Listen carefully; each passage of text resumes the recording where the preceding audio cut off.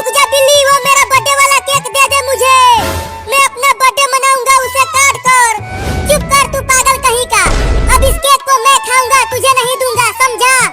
दे दे दे दे दे दे ना बिल्ली। मेरे पास केवल वही एक केक है। अगर तू उसे पूरा खा गया तो मैं अपना बर्थडे कैसे मनाऊंगा? अरे ये कमीना लड़का तो मेरा पीछा छोड़ ही नहीं रहा। चलता हूँ उस पानी के टंकी पर चढ़ जाता हूँ, वही पूरा का पूरा खा जाऊंगा इस मीठे केक को। चिंकी वहाँ देख, बाबू बिल्ली से केक लेने के लिए उसे पकड़ रहा है। चल चिंटू, हम जाल से पकड़ते हैं उस बिल्ली को। हाँ जल्दी चल चिंकिया, जाल लेकर आते हैं। अरे बहुत तेज भूख लगी है, क्या करूं? जब तक बाबू केक नहीं काटेगा तब तक मैं ये रसगुल्ले नहीं खा सकती। यहाँ पर कोई नहीं देख रहा मुझे, एक रसगुल्ला खा लेती हूँ। वाह वाह वाह, कितना मीठा खुशबू आ रही है रसगुल्ला में से। बड़ा मजा आएगा खाने में। अरे मम्मी, तुम ये क्या कर रही हो? रुक जाओ, रसगुल्ला मत खाओ। बस एक रसगुल्ला खा लेने दो, बहुत तेज भूख लगी है। बस यही एक। नहीं नहीं, जब तक बाबू केक काट कर अपना बर्थडे नहीं मना लेता तब तक हम भूखे रहेंगे। मम्मी मम्मी, जल्दी हमें एक जाल दे दो, हम उससे बिल्ली को पकड़कर उससे केक छीन लेंगे। जल्दी जाओ, रूम में से जाल ले लो और पकड़ कर लाओ उस बिल्ली को। पहले मैं उस बिल्ली को खूब मारूंगी। चल चिंटू, हम जाल लेकर चलते हैं और उस कमीनी बिल्ली को पकड़ते हैं। रुक जा बे कमीनी बिल्ली, मेरे बर्थडे वाले केक को लेकर पानी के टंकी पर चढ़ आई है। मैं तुझे छोड़ूंगा नहीं वहाँ भी। तू आना मत पानी के टंकी पर पागल बाबू, नहीं तो गिरा दूंगा तुझे यहीं से, समझा?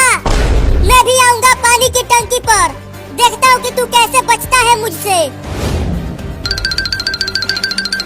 अरे बाप रे, ये छोटा लड़का कितना पागल है, अपने बर्थडे का केक लेने के लिए पानी के टंकी पर ही चढ़ने लगा। अरे चिंटू, कहाँ चली गई वो बिल्ली केक लेकर? और बाबू भी कहीं नहीं दिख रहा है। बस एक बार दिख जाए वो बिल्ली, फिर मैं उसे जाल से पकड़ लूंगा। अरे चिंटू, वहाँ देख पानी की टंकी पर बिल्ली वहाँ ऊपर है और बाबू भी चढ़ रहा है उस पर। चल चल जल्दी चल, जाल से पकड़ते हैं बिल्ली को। अब यहाँ पर कोई भी नहीं है, चलती हूँ एक रसगुल्ला खा लेती हूँ।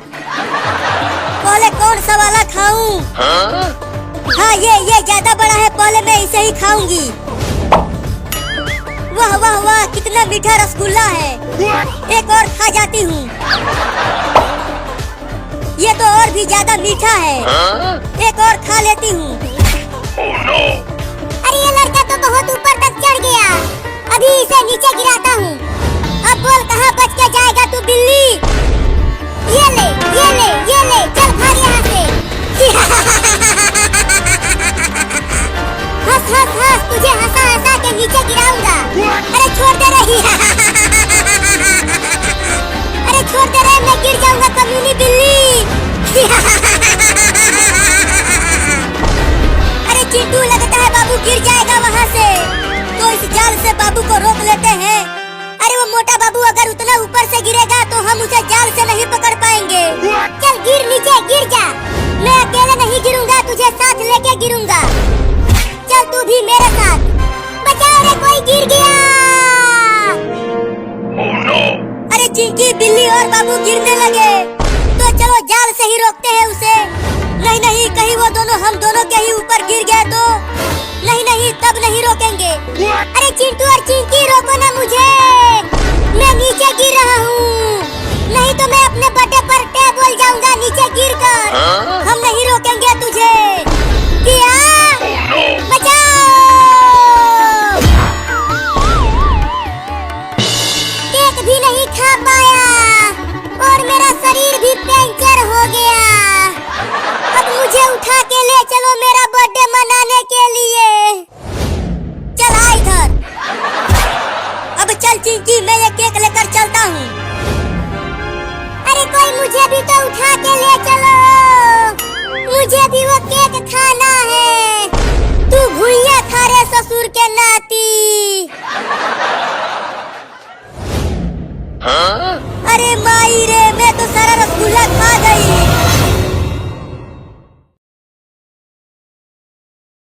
कहानी का आगाज वेल नामी एक साइंसदान से होता है जो अल्जाइमर की बीमारी का इलाज तलाश कर रहा है। इसकी वजह यह है कि इसके वालिद भी इस बीमारी का शिकार हैं और दुनिया में उनके सिवा वेल का कोई नहीं। अल्जाइमर एक ऐसी बीमारी है जिसमें मरीज की याददाश्त आहिस्ता आहिस्ता कमजोर होती चली जाती है, यहाँ तक कि वो अपना नाम भी भूल जाता है। वेल अपने वालिद को खुद से दूर होते नहीं देख सकता, इसलिए वो दिन रात मेहनत करके आखिरकार एक दवा तैयार कर लेता है। इस दवा को इंसानों पर टेस्ट करना खतरनाक था, इसलिए सबसे पहले इसे एक मादा चिंपैंजी पर आजमाया जाता है। जो नतीजा सामने आता है वो हैरान कुन होता है। वो चिंपैंजी गैर मामूली तौर पर ज़हीन हो जाती है। वेल बहुत खुश होता है और इस दवा को इंसानों पर इस्तेमाल करने की तैयारी करता है। वो अपने सीनियर और बोर्ड ऑफ मेंबर्स की मीटिंग में प्रेजेंटेशन दे रहा होता है जब दूसरी तरफ इस चिंपैंजी को शिफ्ट करने के लिए एक वर्कर आता है। चिंपैंजी जो कि अब बहुत जारहाना हो चुकी थी, वर्कर के साथ जबरदस्ती करने पर गुस्से में आ जाती है। वो वर्कर का हाथ पकड़कर वहां से निकल जाती है और लैब में तोड़-फोड़ शुरू कर देती है। आखिरकार वो इस मीटिंग हॉल तक पहुंच जाती है जहां वेल इसे काबू नहीं कर पाता। हालात काबू से बाहर होने पर इस चिंपैंजी को गोली मारनी पड़ती है, जिससे वो मौके पर ही हलाक हो जाती है।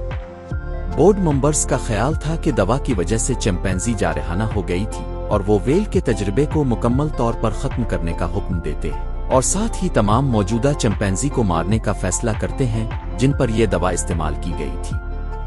वेल के मना करने के बावजूद इसका बास हुक्म वापस नहीं लेता।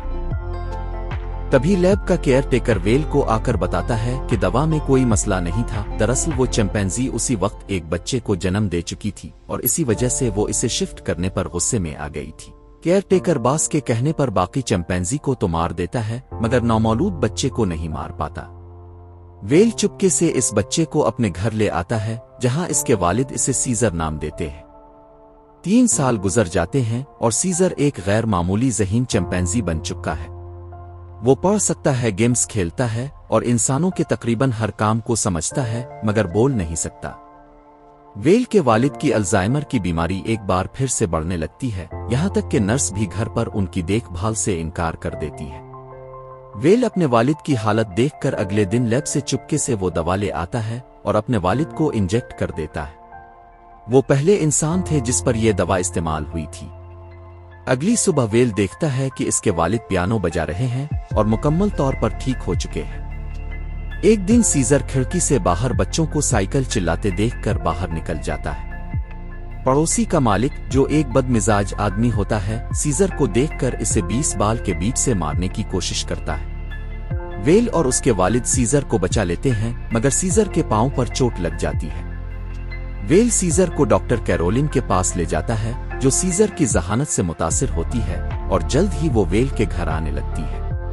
वो वेल से सीजर को बाहर की दुनिया दिखाने का कहती है। वेल और कैरोलिन सीजर को करीबी रेडवुड जंगल में ले जाते हैं। सीजर को ये जगह बहुत पसंद आती है। 2 साल मजीद गुजर जाते हैं। वेल और कैरोलिन एक रोमानवी रिश्ते में आ चुके होते हैं। एक दिन जंगल में सीजर एक पट्टे वाले कुत्ते को देखता है और फिर अपने गले में बंधा हुआ पट्टा देखकर उदास हो जाता है। वो इशारे से वेल से पूछता है, क्या मैं तुम्हारा कोई पालतू जानवर हूँ? वेल कहता है, नहीं, तुम मेरे बेटे हो। लेकिन सीजर अब अपने बारे में जानना चाहता था। वेल इसे लैब के बाहर ले जाता है और बताता है कि इसकी माँ यहाँ थी और दवा की वजह से वो इतना ज़हीन है। घर वापस आने पर वेल देखता है कि इसके वालिद की बीमारी दोबारा वापस आ चुकी है। वो उल्टी तरफ से चम्मच से खाना खा रहे थे। वेल समझ गया कि दवा ने असर करना छोड़ दिया है। एक रोज जब वेल काम पर गया होता है तो उसके वालिद अल्जाइमर की वजह से गाड़ी चलाने का तरीका भूल जाते हैं और पड़ोसी की गाड़ी को टुकर मार देते हैं। वही बदमिजाज पड़ोसी बाहर आकर वेल के वालिद की तौहीन करता है और उन्हें मारने लगता है। खिड़की से सीजर ये देख लेता है और गुस्से में आकर पड़ोसी पर हमला कर देता है और उसकी उंगली काट लेता है। पड़ोसी अदालत में सीजर पर मुकदमा कर देता है। अदालत फैसला करती है कि सीजर को घर पर नहीं रखा जा सकता। एनिमल कंट्रोल टीम सीजर को एक ऐसी जगह ले जाती है जहां दूसरे चिंपैंजी रहते हैं।